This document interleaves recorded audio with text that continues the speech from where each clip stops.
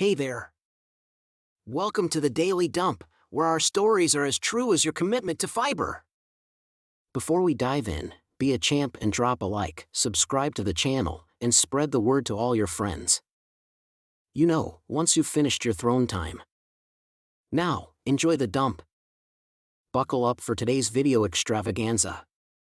We've got not one, not two, but three jaw-dropping tales that'll have you on the edge of your porcelain throne wondering just what kind of world we're living in.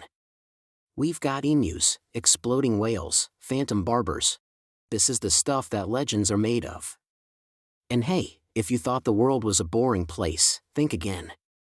There's never a dull moment when you're living on this crazy blue marble we call home. So grab your popcorn because today's video is a wild ride from start to finish. First up we have our tale of emus and the Australian military. It's 1932 in Australia, and the country is overrun by emus. Yes, emus, those unattractive, giant birds that can outrun your car, outstare your cat, and outsmart your GPS, all while looking like they just rolled out of bed and decided to take on the world. The emu invasion saw these feathery fiends descend upon Western Australia, wreaking havoc on farmlands and devouring crops like there was no tomorrow. Farmers, desperate and at their wits' end, begged for government intervention. Enter the military, equipped with machine guns to combat the avian menace. Sounds like overkill, right? Wrong! Those ostrich wannabes with bad hair and apparent gym memberships transformed into tactical geniuses. They dodged bullets like Neo in the Matrix, outflanked the soldiers, and generally made a mockery of human efforts to control them. The soldiers, led by Major Meredith, initially approached the situation with confidence. Machine guns mounted on trucks? Check.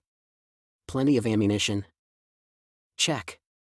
But the emus, with their erratic running patterns and surprising speed, made targeting them nearly impossible. The first attempts at ambush were thwarted by the emus' unexpected agility and the unreliability of the equipment. The emus would scatter at the sound of gunfire, regroup, and continue their rampage. After several days of what can only be described as relentless avian guerrilla warfare, only a handful of emus were down. Thousands still roamed the farmlands, causing destruction at every turn. The military's efforts, though valiant, proved futile against the sheer numbers and cunning of these overgrown birds. The Great Emu War ended not with a bang, but with a whimper. The army retreated, having expended thousands of rounds of ammunition with minimal success. The farmers were left to fend for themselves against the seemingly invincible emus. Imagine the debriefing. So, how did the mission go? Well, sir, we were outsmarted by birds. Big, fast, invincible birds. The epic feathered face-off became a legendary tale of military misadventure, a humorous yet humbling reminder that sometimes nature, even in the form of ridiculous-looking birds, can get the upper hand. Our next tale takes us to the shores of Oregon in 1970. Dead whale on the beach? Sure, you could call in a cleanup crew. Maybe some heavy machinery. But in 1970, the Oregon Highway Division had a different kind of genius idea. Why not call the explosives expert? It sounds like the start of a bad joke, but no, this was a very real plan. Picture it, an 8-ton whale carcass, sprawled out on the beach like it had just finished an all-you-can-eat buffet.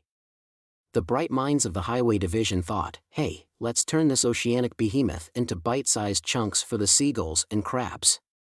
And how does one do that? Dynamite, of course. So, they packed the poor, bloated leviathan with half a ton of dynamite. The goal was simple, blow it to smithereens, with the pieces conveniently small enough for nature's cleanup crew to handle. What could go wrong? Well, let's set the scene. A crowd had gathered, because who wouldn't want to see a whale explosion? Local news cameras were rolling, because in 1970, reality TV was still decades away and this was about as good as it got. Everyone watched with bated breath as the countdown began. And then, boom! The whale erupted like a ghastly piñata. Except instead of candy, it rained down chunky, greasy bits of whale blubber. A blubbernado, if you will. The chunks flew through the air, splattering cars and spectators up to a quarter-mile away. Imagine explaining those insurance claims.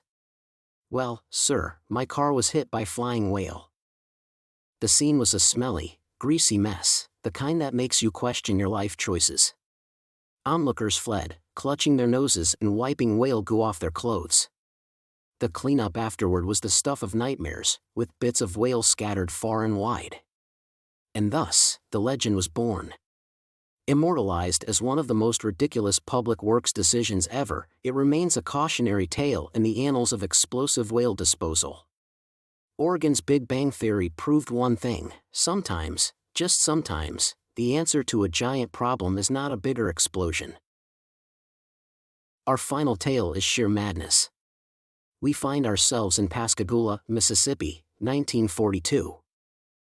A town with a quaint charm by day, but come nightfall, it becomes the stage for a hair-raising tale that would make Hitchcock proud. Enter the Phantom Barber, a mysterious figure who prowled the streets under the cover of darkness, armed not with a weapon, but with a pair of shears. This guy wasn't your run-of-the-mill burglar, he had a taste for the unconventional. Instead of swiping jewelry or cash, he opted for a more personal touch. Imagine waking up to find yourself the unwilling participant in an impromptu haircut session. The Phantom Barber had a knack for leaving his mark on everyone, quite literally. Now, here's the kicker: he didn't take anything but hair. No valuables, no souvenirs, just locks and lots of them. It was like he had a vendetta against bad hair days or something. As you can imagine, the town was thrown into a frenzy. People were barricading their doors, sleeping with scissors under their pillows. Heck, some probably even tried sleeping with helmets on. But despite their best efforts, the Phantom Barber remained one step ahead, slipping through their fingers like a ghost in the night. His identity? A total enigma, like trying to catch smoke in a windstorm. And his motives? Well, they're about as clear as a bubble in a blender. And so, the legend of the Phantom Barber of Pascagoula was born, a tale of sheer madness and hair-raising hijinks that would haunt the town for generations to come. Just goes to show you, even in the quietest corners of America, there's always room for a little bit of mystery and a whole lot of hair-raising adventure. Well, that's a wrap on this wild ride through the I-can't-believe-it's-real world we call home. Whether you're watching, listening, or just soaking it all in, I gotta say, thanks for hanging with us. So, until next time, keep your eyes peeled for more mind-bending stories, because trust me, they're out there.